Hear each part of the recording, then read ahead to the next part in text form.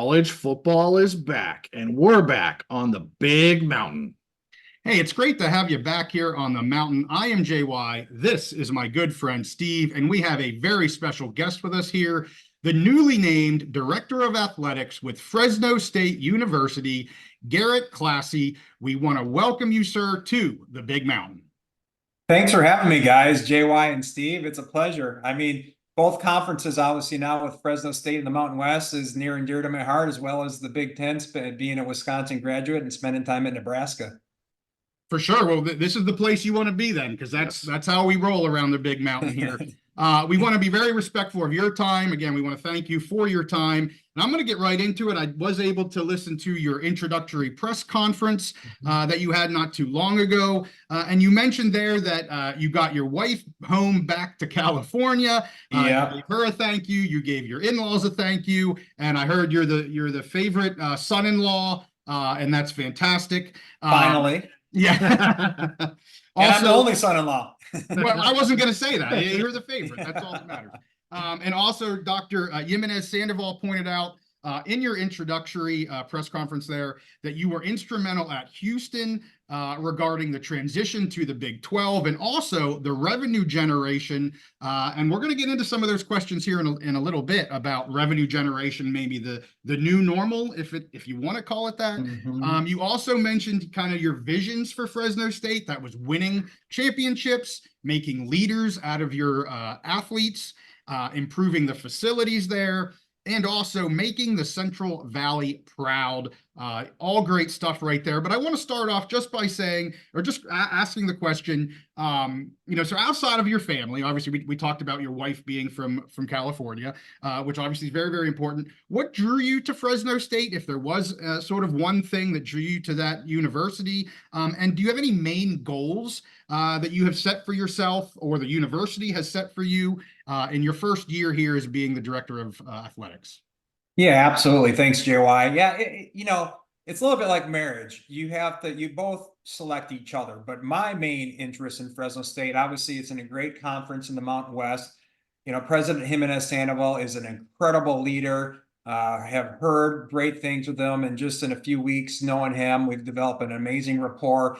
And I said this in the press conference: you want to align yourself with people that have the same goals as you. And he's got audacious goals for Fresno State. I have audacious goals for Fresno State athletics, and we're going to align our vision and hopefully accomplish some great things. And I think when you look back at it, I grew up on a dairy farm in Wisconsin, and the Central Valley produces 25% of the nation's food. The agriculture aspect really, really speaks to me, especially with my experience in Nebraska as well, too. And so I feel like it feels like home. My wife and I talked about this early on when we first started dating. What would be the perfect fit for us? And we did talk about Fresno State, 13 plus years ago. Actually, today is our 8th wedding anniversary. And we mentioned Fresno State because of the proximity to our parents and my agricultural background.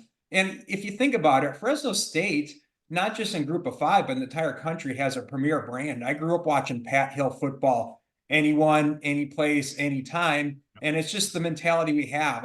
Houston has a little bit of that demeanor as a city, chip on their shoulder, blue collar, working hard. That's the Central Valley. And those are the values we're going to instill in the athletic department. So there's a lot of reasons, but there's room for growth. This is a changing landscape of college athletics. If you look at my resume, I've been on top of the trends on implementing some of those things to cater the changes. And I think changes and challenges are opportunities, and we're going to address those head on and hopefully tackle those the right way and really help Fresno State athletics grow, as well as help the university grow. Fantastic. Happy anniversary. My goodness, we do have to keep this short. I don't want to keep you away from that. And also you mentioned the anyone, anywhere, anytime. I think Steve's first question is going to be just about that. But before we get to Steve, I have one quick follow-up. Do you have any past experiences with any of the current Mountain West athletic directors, or are these relationships you're going to be, looking to build here in the near future? Yeah, not a ton. The athletic director at San Jose State, Jeff Konya, was at the AD at Oakland when I was athletic director at UIC. But he wasn't there very long when I was at UIC before he went to his next job. So we have a rapport.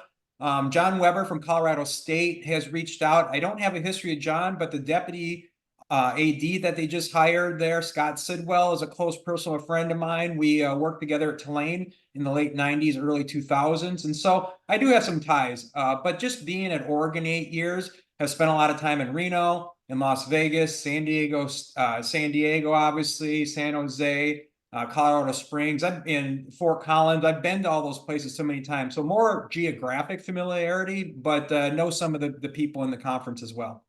Yeah, no, and it's one thing when you look at, I'll speak to the Mountain West because I'm a Mountain West guy, a Mountain West cheerleader, as I've said before. And it does seem like, people might move away, go to a Central or Eastern. A lot of them seem like they want to come back to the West. It just seems the West definitely has something special about it. And you see a lot of coaches, a lot of just administrative things coming home, if you will, to the West. So that makes a lot of sense. And Steve, I guess you're ready for some football questions. Yeah. All right. I don't know about you. I am so excited for college football season to be back.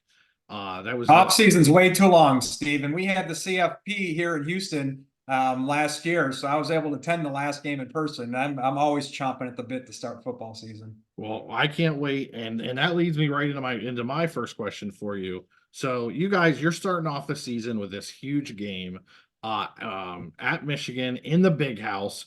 I know you're originally a Big Ten guy. I'm the Big Ten guy on our show.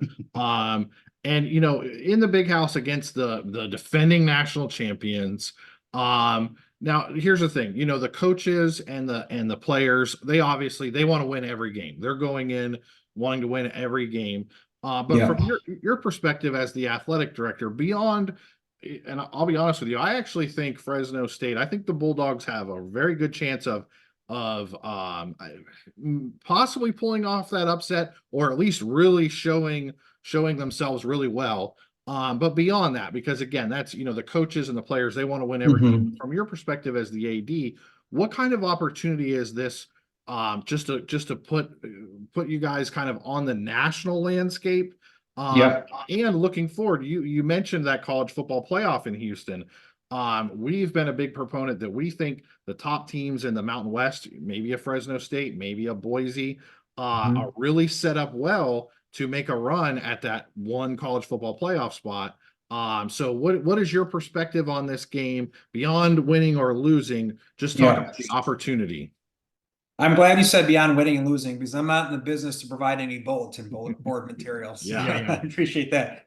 But hey, if you look at it, premier game, premier time slot on NBC. If you look at the data, Michigan averaged almost 10 million viewers per game last year. So it's really an opportunity to show what Fresno State and Fresno State football is all about. Obviously, for obvious reasons, have the utmost faith in Coach Tedford and his success throughout the years. And the little time that I've been able to spend with Coach and the team, they have that Pat Hill mentality, right? They're not going to back down from anyone, and things can happen. They're not going to be afraid going to the Big House. Been there many times. An amazing place, an incredible environment. If you're a college football fan, that's where you want to go. That's where you want your kids to experience, and you want to have a respectable showing. But just the exposure on television, the chance for our great fans from the Valley and alumni from across the country to be able to come out to the game is incredible. And so, we're going to take advantage of it. We're going to make sure we have alumni gatherings. We're going to make sure that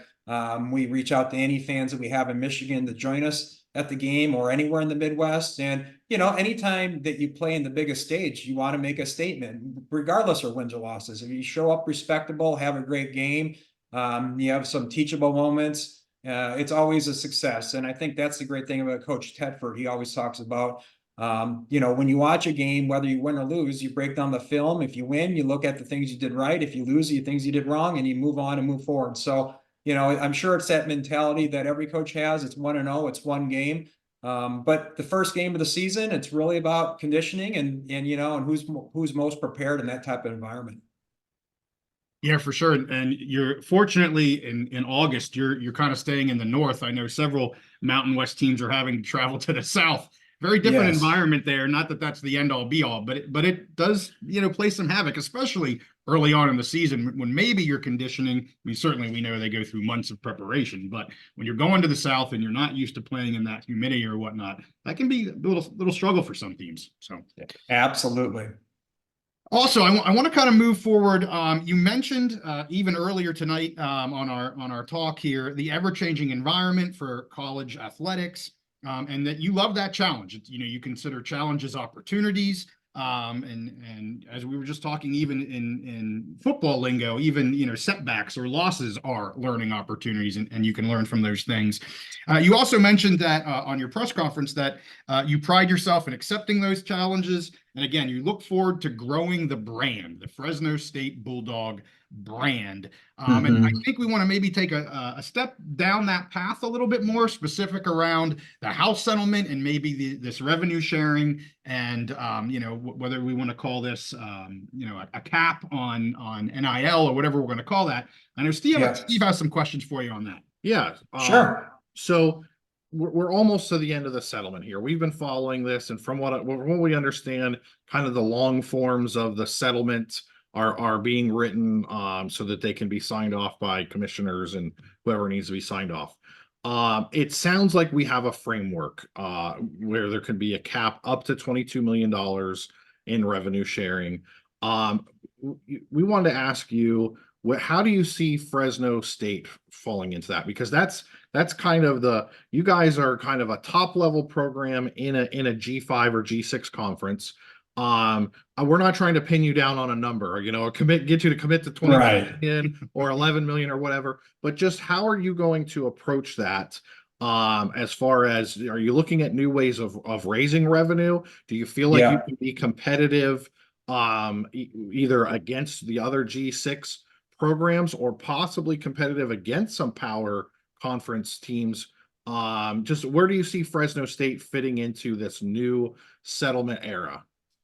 Yeah, I mean, I think like any group of 5, group of 6 program, we're going to want to participate at some level. I actually don't start till July 23rd, and we're speaking on July 9th. So I haven't done a deep dive into the budget yet, because I think that's going to determine a lot of things. But the reality is, it doesn't matter if you have Michigan's budget or Fresno State's budget or any other budget. There's a need for revenue. And so I think you always have to be creative looking for revenue streams. And, the permissive cap that from the House settlement, there's a lot of factors we determine. Is Title IX going to be applied to it? It looks like the $2 billion going back the last 6 years to student athletes may go, a higher percentage of football and men's basketball players than everyone else, because they're responsible for a lot of the TV revenue. But we don't know how that's going to be applied moving forward. If it's a 50-50 split, there's going to have to be different approaches. And so, all we can do is be prepared as much as possible, work through all the scenarios, and hope. I know that the new commissioner at the AAC had talked about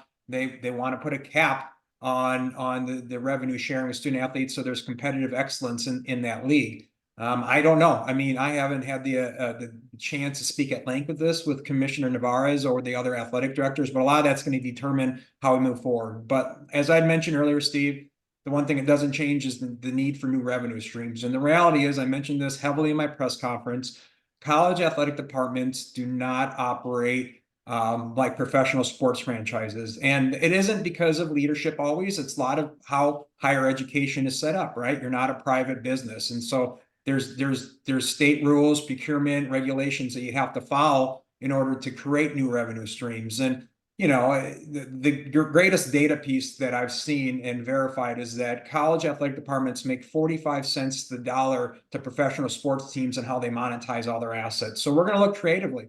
How do we rent out our facilities? How do we license and trademark our brand? How do we, partner with other organizations to utilize our facilities? I have to figure out all the state regulations and what we can move forward with. I hope that, we already have an athletic corporation set up that's a 501c3, and hopefully that gives us some advantages. But I don't know that. I'll have to lift up the hood and really look for those advantages. But, we can't leave money on the table. That's the bottom line. We have to monetize every opportunity we have, and it's got to be operated like a business. And that's how we're going to operate, to a certain extent, Fresno State athletics. I don't have a follow-up question. I more of a follow-up statement. You mentioned Commissioner Navarez. We have been so impressed with her as we've covered the Mountain West over the last year. Her leadership and her vision. So not necessarily. Basically, just kind of wanted to make that comment. And I know you said you're new. You're still looking under the hood and all that. Have you had any interactions with the commissioner? Have you had a chance to talk to her yet, or get any sense of her vision on that? We've had some limited text exchanges, and we have a phone call set up for next week to get the lay of the land. But I look forward to working with her. I really do. I've always been a fan of hers from afar. When I was in Oregon, she was at the Pac-12 offices and always admired her work. And then we haven't even talked about this. When I was an athletic director, we were at NCAA meetings at the Final Four. And that's when they talked about implementing more penalties for schools that commit recruiting violations or violations of the NCAA tournament, that they'll vacate wins. And she was a really big proponent that, when she was commissioner at the West Coast Conference time, she stood up and said, well, that doesn't help us conferences that need those units if you're penalizing them after the fact. We need those units now. And she was the only commissioner to stand up for that. And I sat back and I was like, this is a future big time commissioner that I want to be able to work with and go to battle with every day. And now I have that opportunity. Fantastic. And as I said before, we're going to maybe close out here. Our final couple questions are going to be about the Mountain West Conference. I'm a fan. Great. I'm a cheerleader about the Mountain West Conference. I love the Mountain West Conference. And another item that you mentioned, obviously a question came up regarding conferences. I don't remember exactly how it was asked of you at the press conference, but your response really was that you are loyal to the Mountain West Conference, and your focus right now is to make Fresno State the best version of Fresno State that it can be. And that really, I wrote that down because I went, wow, that's a great answer to the question. Hey, let's focus on us. And, yes, we have to. You mentioned just not being ignorant to opportunities or turning away from opportunities. You have to look at the future and look at opportunities. But hey, let's make us the best version of us, and everything else will, probably fall into place overall. So I would just ask the first question on the Mountain West, just how do you feel the Mountain West compares maybe, and that may not be a fair question, compares, but how do you feel about the Mountain West as a G6? We're calling it G6 now because of what happened with the PAC. Just how do you feel about the strength of and the makeup of the Mountain West Conference?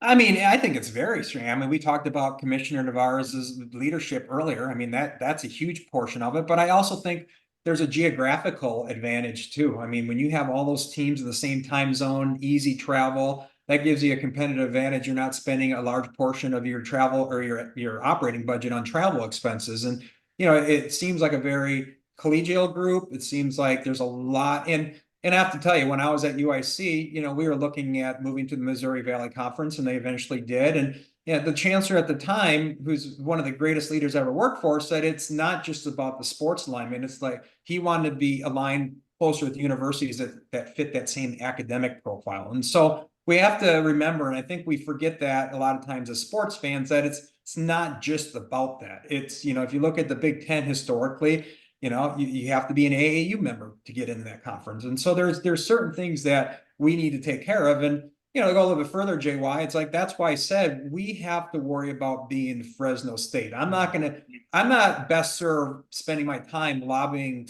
college presidents and other college ADs or college commissioners to get into other conferences. If we take care of our own business, monitor the landscape, because that's what we're paid to do, is make sure that we're out ahead of any changes, then it's all going to take care of itself. We have to tell our story in a very thoughtful way. I mean, us in Boise State, lead the Mountain West Conference in attendance in over every sport. And so, we have that now. How do you promote that brand outside the Valley and the state of California, to the West Coast, to the entire country, and then eventually globally? And if we control those things, tell our stories, and this isn't just athletics, all the great things at the university. I mean, President Jimenez Sandoval is turning Fresno State not just into an agricultural and a teaching and a business powerhouse, but a research powerhouse. And that's what you need to move up your academic rankings. And so, we need to focus on that, and we will, and we're going to monitor the situation. We're not ever going to be left behind, or we're not going to be,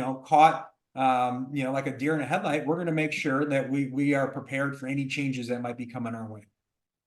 Very good. Well, the last question I think I'll ask, we have followed a lot. And really, when we started this podcast less than a year ago now, it's hard to believe.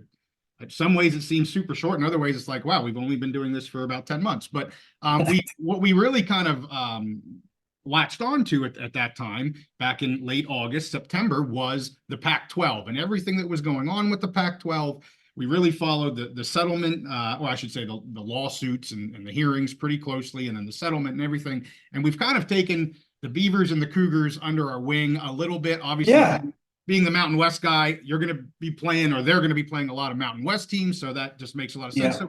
So we have a lot of Beavers and Cougars fans because they do feel like they've kind of been just left out of the party here. They're floating Right. out in space. Do you have any idea, any thoughts on, I guess, the existence of the PAC right now, of being that Pac-2? They kind of got put into this position, not really any fault of their own. Yeah. Do you have any thoughts on that and where that may be heading? No, I mean, the one thing I will say is that after spending 8 years at the University of Oregon, I have tremendous respect for Oregon State University and Washington State University, two of the best college towns. I mean, if you look at the Pac-12 historically, not a lot of true college towns in that league. And what a wonderful place for anyone to go to college. And they've done things the right way. They've always punched above their weight class, given the budgetary constraints. And I feel so bad. If I take my athletic administrator hat off and put my fan on, that's one of the most disappointing things in college athletics, is that, it took all these years to get Texas and Texas A&M back, or, Nebraska and Colorado, and Nebraska, Oklahoma. And, now we're losing, some of these huge rivalries in the Pac-12. To me, it's a shame, and I get it. And, we only have ourselves to blame because the NCAA is a member-driven organization, and there wasn't a lot of structure, and there wasn't a lot of forethought on what could be happening. And we all know that budgetary dollars drive it, and whether that's from the television revenue or other means, to me, it's enough is enough. And that's me as the fan coming out. Now, as administrator, it's my job to survey that and get us in the best position possible. But going back to Oregon State and Washington State, Scott Barnes and Ann McCoy are very strong, great leaders. They have great presidential support. Yeah. They're going to get back on their feet. They're going to accomplish some great things. It goes back to them being gritty, a little bit like the Fresno State, a little bit of their chip on their shoulder. They're going to come back, very strong. And, my personal opinion, not basing on any evidence, the realignment piece isn't over by any stretch of the imagination. How long is Cal and Stanford going to want to keep traveling out east for games? What's going to be important? What are the priorities of presidents or the universities moving forward? So, I think they should really like their future, and I'm glad that we get to play them and have them in the Mountain West for a year or two or whatever it is. But we're going to welcome them with open arms, and those are two very elite institutions. Excellent. Any follow-up, Steve? Yeah, a quick follow-up, and you can dodge this question if you want to. So we talked briefly about the CFP earlier. JY and I on our show, we've said we think Boise State and Fresno State really set up whoever can win the conference to possibly compete for that CFP spot. So I'm not going to ask you to handicap Fresno State making the playoff, but I'm curious if you have any thoughts about the politics involved. We've seen when it was a 14 playoff, we saw coaches like Nick Saban go on TV and advocate for his school to be in. With your role coming in your first year, and this could be a huge year for Fresno State, do you see yourself, your department having a role in that? Do you feel like you need to go out and be that publicist, the cheerleader, and advocate for the Bulldogs if they do perform at that level? Listen, first you have to win the games, right? And I always say control what you can control. And obviously you have the utmost faith in Coach Tedford and the culture and the program that he's built at Fresno State. But yes, I mean, I mentioned this earlier, and this is a little bit of AD speak, but we're going to tell our story, right? If the wins mount up, and whether that's exposure, whether that's data that shows that we're one of the best teams in the country, we're gonna, yes, the nation will know that, but you're not going to see us with pom-poms cheerleading, and I'm not going to be calling the Ross Dellingers and the Pete Thamels every week saying, look at this, but you know what, they're going to be in the same Twitter feed or Instagram feed, and they're going to see the data. So yeah, I wouldn't be doing my job if we didn't tell our story. So if we deserve it, yes, you'll see the data out there that shows that we belong, but you're not going to see us be cheerleaders. We're going to like I said, we're going to take on the demeanor of the Valley. We're going to work our tails off. We're going to have grit, work hard, chip on our shoulder, and then we're going to let the poker chips fall where they fall. Awesome. Love it. Yeah, that's great. And, you know, you mentioned telling your story. We want to thank you for beginning to tell your story, specific to Fresno State. And we are always here to tell the Fresno State Bulldog story and obviously the Mountain West story. So we just want to thank you for your time. And we are here to help you tell your story in the future. You know, if we cross paths again, we'd love to have you back on, but we really appreciate the time here this evening. Well, I want you guys to come out for a game since you're on the East Coast. So Okay. you have an open invite to come out and join us. And, you know, we love anyone that wants to champion our cause and our conference cause, especially when it's on the East Coast. Well, that's us. So I would love to take you up on that offer. I know Steve and I have been talking about trying to at least get to one Mountain West game this year. You know, we have teenagers that, you know, take some of our time as well, but we'll probably fit it in there hopefully this fall. So I appreciate that offer. Bring them with, and you look very good in your Fresno State t-shirt, Jay. Thank you. I will make sure this goes along with me, and I will be wearing this wherever I go. So thank you so much. Yeah. Thank you. Appreciate the time. Yep. Hey, and we thank our viewers for watching. Make sure you give this episode a like, subscribe if you like our content. We'll see you guys next time on the Big Mountain. Go Dogs. Go Dogs.